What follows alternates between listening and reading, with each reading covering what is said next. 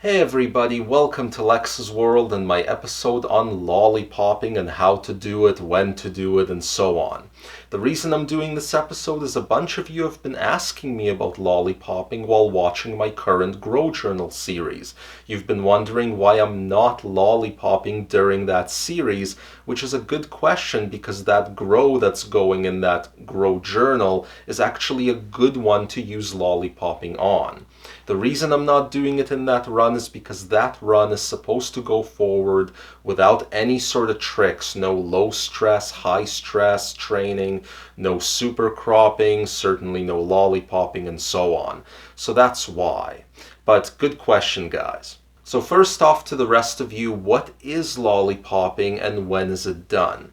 Lollipopping is the act of cutting away some of the bud-producing branches that are at the bottom of your plant in order to divert the bud production energy up to the top colas where most of the yield normally is anyway, and that makes those top colas even bigger.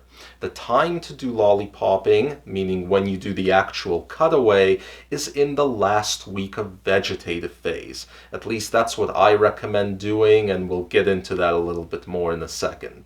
So first, the most important note, and a lot of the pictures I'm showing you guys here, you see people cutting off every single branch that's at the bottom of their plant. And this is actually, while it's the most popular method of doing lollipopping, it's not the best one and it's not the one I recommend. Ideally, you should only be cutting off those branches that have little leaves and bud-producing sites.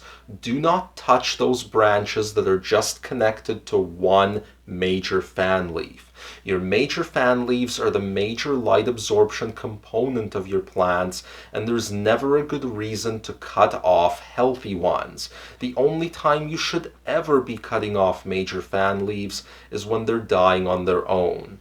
So this is one of those things where not everybody does it the same. A lot of people really do take every plant branch that's on the bottom third and just take it off. But I think you're going to see better results if you just stick to those branches that produce the so-called popcorn bud later down the road. Anyway, so what exactly are you supposed to cut off, how much, when? So you are supposed to cut off roughly the bottom 1/3 to 40% of bud-producing branches.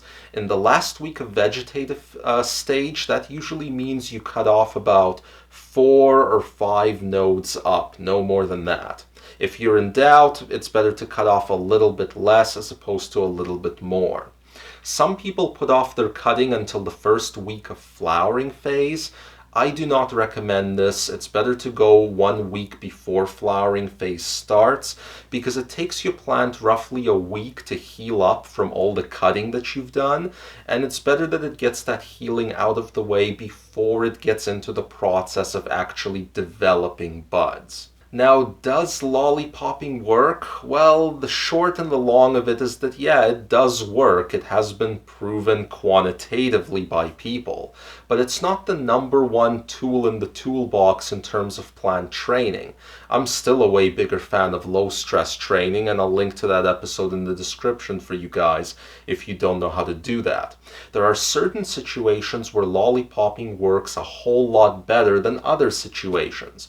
One of them is when you're using lights that do not penetrate well past the top of the canopy to those popcorn bud areas. For example, if you're using CFL lighting, odds are it's not going to get well down below the canopy anyway. Buds down there are not going to develop very well, so you don't have to feel guilty about cutting them away.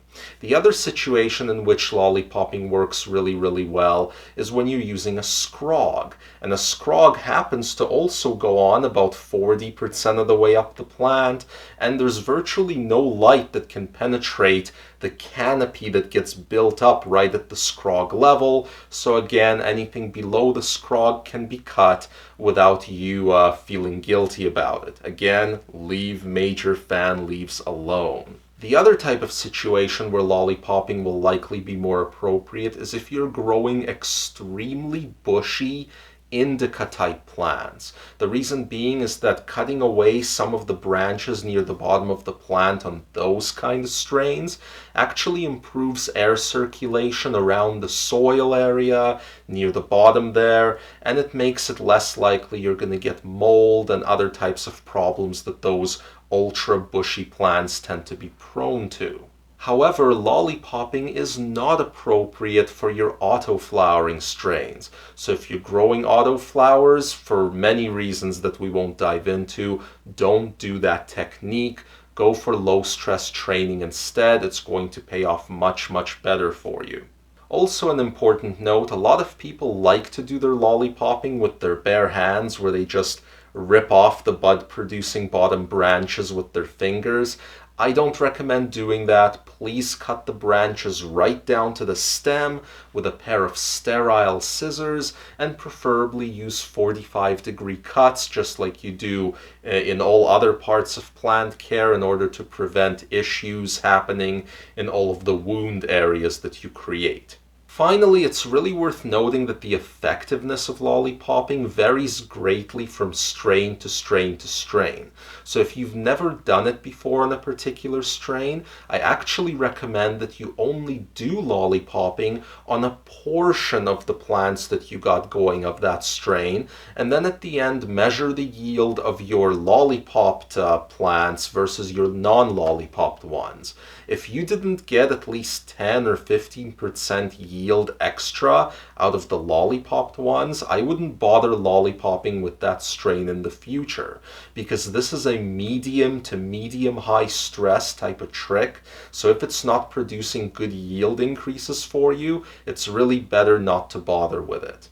So there you go, guys. Use scissors, cut off the bottom third of the plant only, leave those main fan leaves alone, and you should have a good lollipopping experience, and you'll get a nice lollipop looking plant at the end.